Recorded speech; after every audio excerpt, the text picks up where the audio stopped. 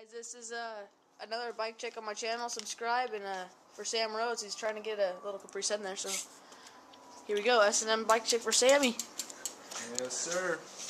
Hello, YouTube. I'm Sam. This would be my S&M LAF frame right here, otherwise S&M custom bike.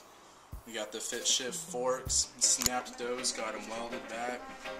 Demolition front hub and rim. Got the red spokes in there, lace it all myself. Animal headset. Fit top load stem. Neo silencer bars. OEI grips. Those are pretty nice grips. I advise to get those ones. Clap padded seat. Got the Easter seat clamp. Redline sprocket next to my favorite profile GDH cranks right there. Those are probably 3 months old. Bit pedals. We got the Madera back hub. Sounds like a beaut. And we got the Odyssey Hazard Light rim. Fit FAF treads, front and back. We got the Animal bottom bracket.